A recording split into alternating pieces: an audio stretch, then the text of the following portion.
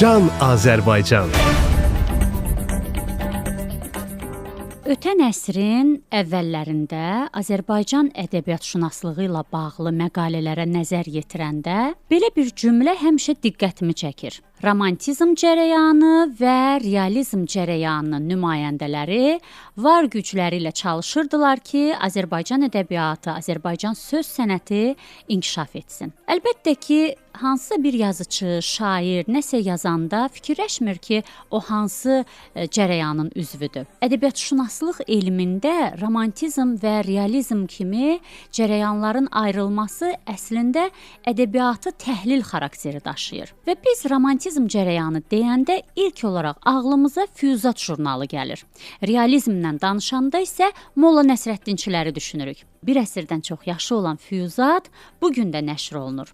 Və Füyuzat jurnalı o qədər nəfis bir formada təqdim olunur ki, oxuculara.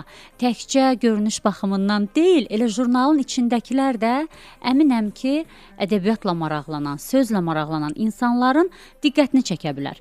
Beləliklə, bugünkü Can Azərbaycan verilişində Füyuzat jurnalı haqqında danışacağıq. Qonağımız Füyuzat jurnalının məsul redaktoru Samir Ramizoğludur.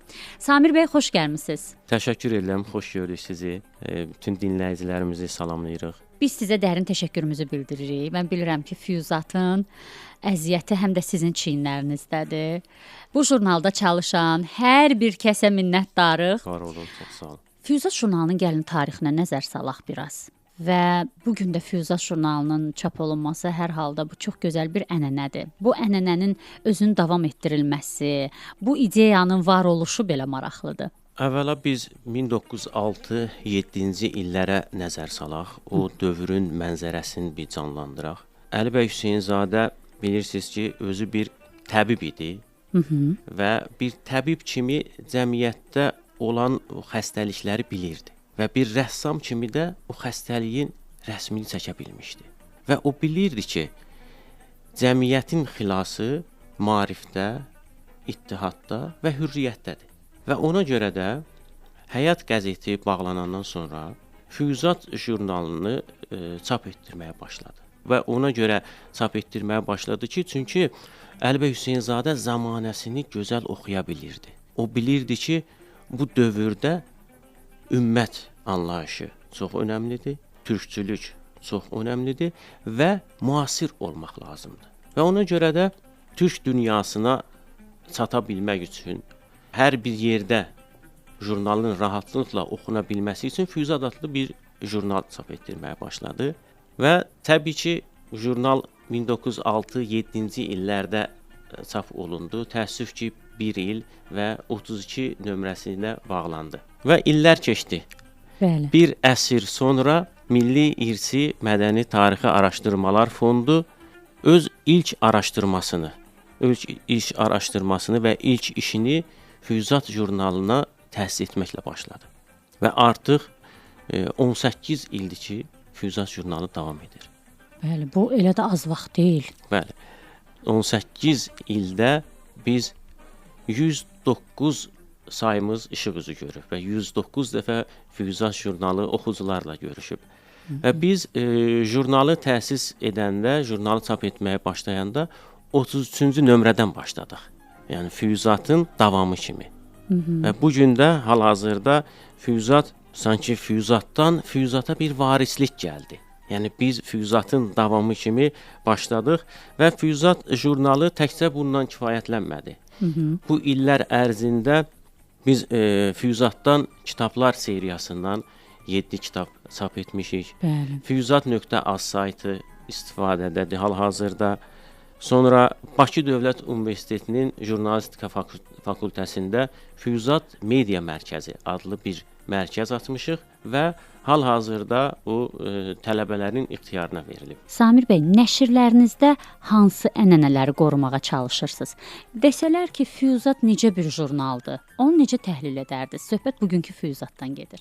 Biz bugünkü Füyuzata elə bugünkü Füyuzatla bir cavab verək.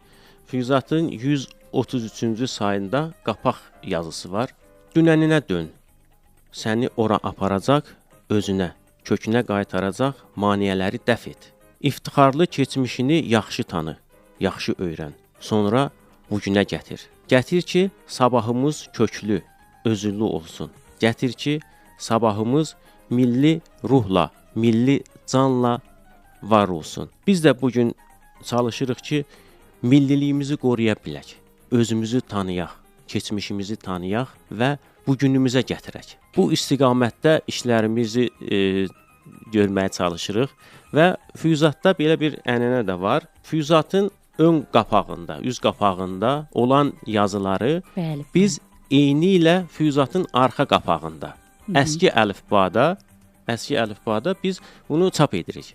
Və bu da füyuzatın həm davamı bildirir, həm də füyuzatın o dövrdə əski əlifba ilə çap olduğunu bizə bildirir. Füyuzat jurnalında daha çox hansı mövzular olur? Sizcə Füyuzat necə oxucuların jurnalıdır? Füyuzat biz o yenə də ənənələrə sadiq qalaraq ədəbi, ictimai, mədəni, tarixi, aktual mövzulara toxunur. Yenə də Füyuzatın öz dili ilə desək, biz məsafəsiz həmrəylik yaşayanların nəslindənik.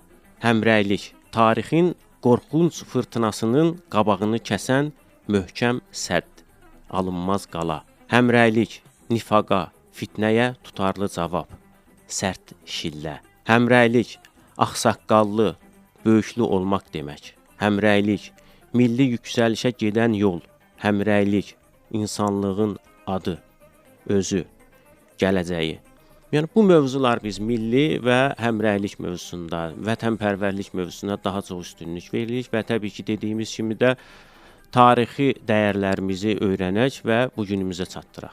Samir bəy, Füyuzat deyəndə romantizm cərəyanı yada düşür də, mən verilişin əvvəlində qeyd elədim. Bəs bugünkü Füyuzat sizcə hansı ədəbi cərəyanı əks etdirir? Mən bilmirəm, indi bir redaktora bu sualı vermək nə dərəcədə düzgün olar. Hər halda bunu ədəbiyyatşünaslar daha yaxşı bilər. Sadəcə mən bilmək istəyirəm ki, bugün də Füyuzat romantiklərin jurnalıdır. Əslində bu romantizm cərəyanı Sovet dövründən qalıb. Heç qəbul eləmirəm bu ifadəni. Çünki mənə elə gəlir ki, 1905-6-cı illərdə Füyuzatda çıxan yazıların heç birində romantizm yox idi. Dövrün reallıqları var idi əksinə. Amma hər halda onlar Molla Nəsrəddinçi deyildilər. Görünür buna görə təsnifatlandırılıb. Siz necə düşünürsünüz? Bugünkü Füyuzatçılar kimdir? Baxın, biz onu bir keçmişə dönək, Füyuzatı romantik adlandıranlara bir baxaq. Təbii ki, jurnal nə vaxt çıxırdı? 1906-7-ci illərdə. Bəli. Əli bəy Hüseynzadənin və onun dava arkadaşlarının, onların təbirincə desək, bir idealları var idi. Bunlar istəyirdilər ki, xalq öz müqəddəratını özü həll etsin. Bəli. Xalqı maarifləndirsinlər və istiqbala çatdırsınlar. Və 12 il sonra, bu dövrdə 12 il sonra Cümhuriyyət quruldu. Və bu demək ki, bir reallıqdır. Bu jurnalı romantik adlandıranlar, romantizm kimi səsləndirənlər gördülər ki, bunlar bir ideoloji bir jurnal imiş.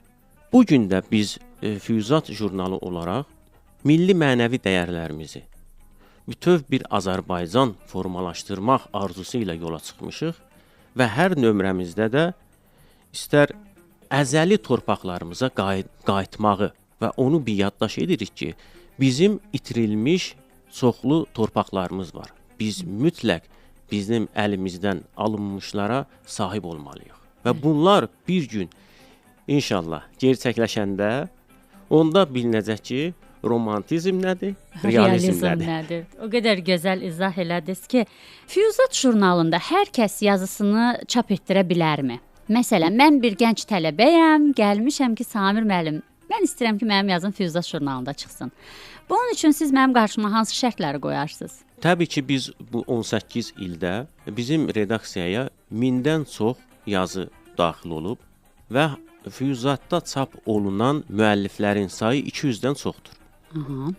Təbii ki, hər kəs Füyuzat jurnalına məqalə göndərə bilər. Amma burada necədir bizim şərtimiz? Jurnala çap olunan, dərc olunan yazıların hamısı mütləq redaksiya heyət tərəfindən oxunmalıdır və o yazılara rəy verilməlidir. Və bu rəylər də yazının özündən asılıdır. Yəni burada müəllifin titulu və yaxud da tələbə olması heç bir əhəmiyyət daşımır. Təcrübədə olub ki, və bizim yazarlarımız, tələbə yazarlarımız da bunu təsdiq edərlər ki, onların yazıları əgər füyuzat standartlarına uyğundursa, mütləq dərc olunur. Və bu gün də biz yenə də qapımız açıqdır. Füyuzat jurnalına kim istəyirsə yazı göndərə bilər və bir çox tələbələrin yazıları önə keçib və baxmayaraq ki, müqayisədə biz bir titullu və yaxud da illərin yazarının yazısını kənara qoymuşuq. Hətta. Bəli. Hətta yəni gənclərə bəli, gənclər də onu təsdiq edə bilər. Bəli. Yəni gənclər üçün böyük imkanlar var bu jurnalda. Vaxtilə füyuzatda Avropa yazıçılarının əsərlərindən hissələr verilirdi. 20-ci əsrin əvvəlləri üçün bu böyük bir iş idi. Eyni zamanda bunu etməklə həm də tərcümə ədəbiyyatı formalaşırdı. Bu gün Avropa yazıçılarının əsərləri füyuzatda yer alırmı? Çox gözəl, doğru sualdır. Vaxtilə füyuzat jurnalında Əli bəy Hüseynzadənin, Məhəmməd Hadinin, Yusif Ziya Talıbzadənin tərcümələri işıqlandırılırdı. Bunlardan Hötenin Faustu, Firdovsi, Hafiz və digər şərq-qərb yazarlarının əsərləri çap olunub. Və bu gün də biz bunu davam etdiririk müxtəlif rubrikalar altında və bizim bir ağla və qəlbə işıq saçan sözlər rubrikamız var. Hər dəfə də biz bir şərq, bir qərb mütəfəkkirliyin fikrini füyuzatda dərc edirik və təbii ki, onunla bərabər onların həyat və yaradıcılığı haqqında məlumatlar veririk. Bildiyiniz kimi Milli İrsi Mədəni Tarixi Araşdırmalar Fondu həm füyuzat jurnalını və həmçinin İşıq jurnalı və Mimta yayımları adlı bizim bir nəşriyyatımız var. Və zaman-zaman biz Mimta yayımlarında çap olunan xarici ədəbiyyatlardan da füyuzat jurnalında çap edirik və bu ənənə davam edir. Çox gözəl. Deməli, Füyuzat jurnalının 1906-cı ildə şüarı belə idi: Türklük, müsəlmanlıq və Avropaçılıq. Bəs bu gün hansı bir şüarınız varmı? Bəli, bizim çox gözəl bir şüarımız var və hər nömrədə biz onu dərc edirik. Füyuzatdan füyuzata varislik gəldi. Milli irs, mədəni tarix gəldi. Füyuzat, füyuzatla birləşdi. Gələcəyə feyizlərlə, ətirlərlə, milli duyğu, milli hisslə, milli təpər, milli güclə, milli birlik, həmrəyliklə yola düşdük. Çox gözəl. Yəni bu həmrəylik məsələsini qabartmağınız daha gözəldir. Çünki mən bilirəm ki, dünyanın ayrı-ayrı ölkələrində yaşayan bizim ədəbiyyat-sevər soydaşlarımız var. Onlara Azərbaycanla bağlı hansısa bir jurnalı təqdim etsən və yaxud o jurnal onlar üçün əl çatan olsa, onların könülləri şad olacaq əlbəttə ki. Çünki insan vətəndən kənarda daha çox sanki vətəni, belə deyim də, vətənin necə bir yer olduğunun fərqinə varır. Və Samir bəy, elə bu fikrə gəlmişkən, Füyuzat jurnalını hardan alaq, necə əldə eləyək? Bildiyiniz kimi, hər il Bakıda və bölgələrimizdə kitab sərgiləri təşkil olunur. Biz çalışırıq ki, hər bir sərgidə iştirak edək və oxucularla görüşək. Oxucularla görüş təyin edək. Təbii ki, burada ən asan yol oxucuların sərgidə jurnalları əldə etməsidir. Və həmçinin bizim Mimta yayımlarının və Füyuzat jurnalının sosial şəbəkələrindən, Füyuzat jurnalının rəsmi saytı olan Füyuzat Az saytından keçid edib abunə ola bilərlər. Və yaxud da jurnalımızda və yaxud da sosial şəbəkələrdə olan nömrələrlə əlaqə saxlayıb bizim əməkdaşlar kömək edə bilərlər. Və bu bizə qeyd edim ki, Azərbaycanın və dünyanın istənilən nöqtəsinə biz jurnallarımızı çatdırırıq. Yəni abunə yolu ilə. Bəli, bəli. Füyuzat TV, yəni Füyuzat jurnalının bir internet televiziyası da var. Bəli. Bu zərurət hardan yarandı Samir bəy? Ümumiyyətlə bu zərurətlər zamanın tələbi olur. Bu jurnal klassik bir davam olsa da, biz müasir dövrdən ayaqlaşmalıyıq. Bizim jurnallar təbii ki, hər kəsə çata bilməz. Və ona görə də biz çalışdıq ki, bu dövrün tələblərinə uyğun olaraq bir televiziya, internet televiziyası quraq və bunun vasitəsilə də oxucularımıza, yazarlarımıza çox rahatlıqla çata bilək. Və buna nail ola bilirsiniz, hə? Baxış sayınız var. Nə reaksiyalar gəlir tamaşaçılardan? Mövzularla bağlı müxtəlif fikirlər var. Mütləq ki, rəylər, müsbət rəylər çoxdur. Biz Füyuzat TV-də kitabla bağlı, sonra bir çox siyasi, elmi və ictimai mövzulara da önəm veririk. Bu yaxınlarda mən belə bir kitabla tanış oldum. Əli bəy Hüseynzadənin əsərlərindən ibarət bir kitab. Elə kitabın ilk səhifəsindən onu hiss etmək olur ki, bu kitabın üzərində əməli başlı əziyyət çəkilib, işlər aparılıb. Mən çox xahiş eləyərdim ki, Füyuzatın belə deyək də kitab seriyası haqqında bizim dinləyicilərimizə məlumat verəsiniz. Yeri gəlmişkən dinləyicilərimizin diqqətinə çatdırmaq istəyirəm ki, paytaxt Bakıda xüsusilə kitab festivalları keçiriləndə mütləq Füyuzata aid olan stenddə həmin kitabları da görə bilərsiniz. Əlbəttə ki, əldə edə bilərsiniz. Biz artıq neçə illərdir ki, bu Füyuzatdan kitablar seriyası və bu zərurət hardan əmələ gəldi? Təbii ki, biz Füyuzat jurnalında Əli bəy Hüseynzadənin və digər füyuzatçıların yazılarını özümüz transliterasiya edib çap edirik. Və təbii ki, bu yazılar toplandı və bu gün artıq 7 kitab. Və bu kitabların bir çoxu Füyuzat jurnalında çap olunan müəlliflərin yazılarıdır. Biz digər hər hansı bir əsəri tərcümə edib və yaxud da hardansa kitab alıb, müəlliflik hüququ alıb onu çap etmirik. Məsələn, onun üçün bizim Mimta yayımları var. Amma Füyuzat seriyasından olan bütün kitablar Füyuzatda dərc olunan müəlliflərin yazılarıdır.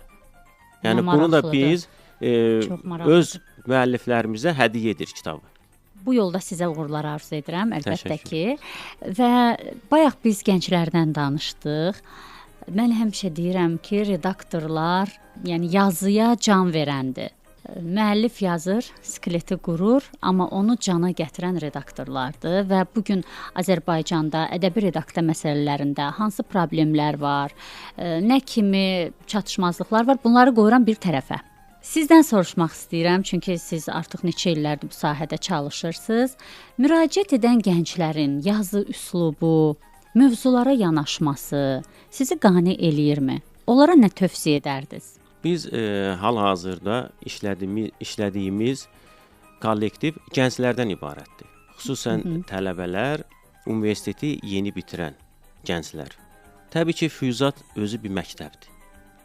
Bu gənclərə biz şərait yaradırıq ki, bu məktəbdə yetişsinlər. Müəyyən çətinliklər var. Siz dediyiniz kimi, istər redaksiya məsələsində, istər korrektə məsələsində gənclərlə işləmək biraz meyl etmirlər. Gənclər biraz o mövzuya meyl etmirlər və hər şeyin təbii ki, asanına getmək istəyirlər. Amma öyrənmək istəyən hər zaman öyrənir və bu gün də bizim redaksiyada bir çox əməkdaşlarımız Füyuzat məktəbində yetişib və hal-hazırda da yazıları ilə, redaksiyası ilə Füyuzata xidmət edirlər. Necə yazıları gözləyirsiniz? Olubmu ki, baxasınız deyəsiniz ki, ay, kaş bunu mən yazardım. Olur da adamda hərdən elə paxıllıq, qısqanclıq hissi olur. Bu jurnalistikaya aid olan bir şeydir və bu çox gözəl bir hissdir əslində. Yazmağı çox arzulayırıq, amma vaxt yoxdur. Bu mövzu ayrıca bir mövzudur. Təbii ki, Füyuzatın özünün bir xətti var, bir yolu var. Bəzən elə yazılar gəlir ki, yəni biz o müəllifə jurnalımızı göndərmək məcburiyyətində qalırıq ki, jurnalı oxu. Yəni Füyuzat nə demək istəyir? Buna bax, ondan sonra bizə məqalə göndər. Yəni bu kimi problemlərimiz olur, amma çalışırıq ki, bunu da bir yoluna qoyaq. Biz gənclərə xüsusən çox üstünlük veririk. Biz bəzi universitetlərdə, məktəblərdə yazı müsabiqələri təşkil edirik və onlardan biz yeni yazarlar əldə edirik və bu da bizim hər il çalışırıq ki, bu kimi tədbirlər, tələbələrlə bu kimi görüşləri çox edək ki, bizim üçün də onlardan işləməyə bir zəmin yaransın. Füyuzatdan danışanda onun o rəssamını unutmamalıyıq. Bilmirəm, rəssamdır, yoxsa dizaynerdir. Füyuzatın ilk səhifəsində dizayner olaraq göstərilib. Murad Əzizin adı qeyd olunub və Füyuzatdakı rəsmlər həmişə mənim diqqətimi çəkib. Kimdirsə o Murad Əziz, xahiş edirəm ona çatdırın ki, çox zövqlü adamdır. Təbii ki, Murad qardaşımız bizim Füyuzat məktəbinin yetişdirdiyi dizaynerdir. Aha. Hətta Füyuzat dizayner də yetişdirir. Təkcə jurnalist, redaktor yox. Bəli. Murad Əziz illərdir ki, Füyuzatda işləyir və bu illər ərzində o öz üzərində çox işlədi və yenilikləri ilə bu gün həqiqətən də öndə gedən dizaynerlərdəndir. Bizim bilirsiniz ki, Füyuzat jurnalı ədəbi, fənni, siyasi, ictimai müsəvvər, yəni təsvirli jurnal olub. Ona görə də biz də mütləq bu jurnalı nəfis şəkildə və dizaynına da mütləq xüsusi diqqət yetirmək məcburiyyətində qalmışdıq və ona görə də bəzən Murad müəllimi də biz çox incitdik, sıxışdırdıq və şükür bu gün nəticə görürük. Nə gözəl. Təbii ki, Samir bəy, hər bir kəs istəyir ki, çəkdiyi əziyyətin bəhrəsini görsün, gördüyü işin nəticəsi olsun. Və bu gün gəlin razılaşaq ki, texnika, texnologiya həyatımıza elə sürətlə daxil olub ki, məsələn, mən axırıncı dəfə metroda qəzet oxuyan bir adamı nə vaxt görmüşəm, heç xatırlaya bilmirəm. Bilmirəm, bəlkə də illər keçib. Və yaxud jurnal oxuyan, kitab oxuyanları görürük. Azdır, çoxdur, bu başqa məsələdir. Yəni siz bu jurnalı belə deyək də fədakarcasına araya ərsəyə gətirirsiniz. Söhbət təkcə sizdən yox, bütün füyuzatçılardan gedir. Amma heç düşünmürsünüz ki, axı bu günün tələbinə uyğundurmu jurnal? Yəni bizi kimlər oxuyacaq, necə oxuyacaq? Tamamilə doğru sualdır. İnanın mən əvvəla Füyuzat jurnalının abunəçilərinə xüsusi təşəkkür edirəm. İllərdir ki, bizim sadiq abunəçilər var və hər nömrəsini səbirsizliklə gözləyən abunəçilərimiz var. Bizim elə bir abunəçimiz var ki, onun evində şərait yoxdur, amma PDF-i xahiş edib PDF istəyir ki, mütləq oxusun. Bəli. Və bu cür oxucular varsa, bir oxucu varsa, mütləq ki, bu jurnal davam eləməlidir. Və elə diqqət edən oxucularımız var ki, hər nömrədə zəng eləyir və yaxud da redaksiyaya gəlir, öz fikirlərini bildirir. Yəni bu cəhətdən biz xoşbəxtik. Yəni ona görə bizim bir narazıçılığımız yoxdur ki, Füyuzat düzdür bu gün yayılması, Füyuzatın bölgələrə və yaxud da Bakının özündə yayılması bu başqa bir problemdir. Bəli. Amma bu təkcə Füyuzata aid deyil. Bəli. Bu dərgilər olsun, kitablar da siz vurğuladınız. Kitablarda bu gün canlanmalar var. Bəli. Arzu edirik ki, o jurnalda da olsun. Məsələn biz artıq neçə ildir ki, beynəlxalq sərgilərdə iştirak edirik. Məsələn Türkiyədə olan dərgi günlərində biz iştirak edirik və orada ürək açan mənzərələr odur ki, hər il yeni jurnallar çıxır, yeni dərgilər çıxır. Amma bu gün biz yeni dərgilər görə bilmirik. Yəni rəqabət apara biləcək və yaxud da bir-birimizə dəstək olacaq bir dərgilər görə bilmirik. Yəni biz əlimizdə olanı saxlamağa çalışırıq. Məsələ ondan ibarətdir. Məsələn biz Füyuzat jurnalı ilə bərabər Milli İrsi Mədəni Tarixi Araşdırmalar Fondu İşıq jurnalını da bərpa edib. Artıq bu jurnal da bir əsr sonra və hər iki jurnalın saxlanması, paylanması, ümumiyyətlə hər iki jurnalı qoruyub saxlamaq indiki dövrdə çox çətindir. Bəli. Amma bu bizim bir mənəvi borcumuzdur. Biz mütləq bunu etməliyik. Və bu cür oxucular, abunəçilər varsa, dəyər verən abunəçilər varsa, o işləməyə dəyər. Bəli. Redaksiyamıza dediniz ki, gələnlər olur, zəng eləyənlər olur. İşıq jurnalında qeyd elədiniz. Mənim daha çox yadıma düşdü İşıq jurnalındakı yazılar ailə məsələləri ilə bağlı yazılardır. qızlara nəsihət, Bəli. oğlanlara nəsihət və bu gün də cəmiyyətimizdə o qədər ailə məsələləri ilə bağlı, ümumiyyətlə müasir ailə modeli ilə bağlı o qədər fərqli yanaşmalar var ki, elə birini desək, məsəl üçün boşanmaların sayının artması. Mən elə bilirəm ki, işıq gəncləri sanki o işığa çıxmağa səsləyir. Füyuzatda necə belə sosial mövzulara yanaşmalar olurmu? Yoxsa siz daha çox tarix, mədəniyyət, folklor, bunlara daha çox yer ayırırsınız? Biz Füyuzatda bayaq qeyd etdik, Füyuzatdan kitablar və o kitablardan biri də Səadət Ocağı ailə kitabıdır. Və biz illərdir Füyuzat jurnalında ailə dəyərlərini təbliğ etdik və sonda bu bir kitab halına gəldi. Və o kitabın müəllifi Ağa Və o Hacı kitabın bəylidir. müəllifi Ağa Hacı Bəli, bəylidir. Ağa müəllimi də salamlayırıq. Çox gözəl bir kitabdır. Məndə var o kitab yeri gəlmişkən oxumuşam da. Bəli, bəli. O Adını Füyuzatdan çəkdiniz. bir seriyadır. Aha, nə maraqlı. Hə. Mən sizə təşəkkür edirəm Samir müəllim. Çox sağ olun. Füyuzat sözünün mənası feyz almaq deməkdir də, düz deyil? Bəli, feyz, bərəkət, bolluq. Bolluq deməkdir.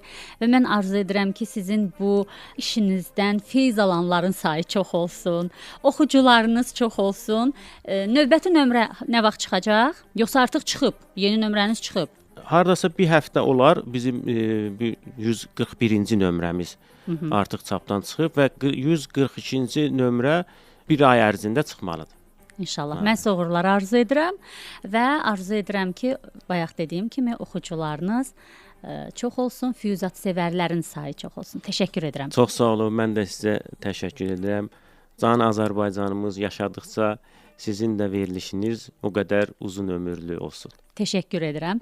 Əziz dinləyicilər, bu gün Füyuzat jurnalı haqqında danışdıq. Qeyd edeyim ki, qonağımız Füyuzat jurnalının məsul redaktoru Samir Ramizoğlu oldu. Aparıcınız isə mən idim Pərvanə Nadir qızı. Sağ olun, salamat qalın. Növbəti verilişlərdə görüşmək ümidi ilə. Görüşmək ümidi ilə.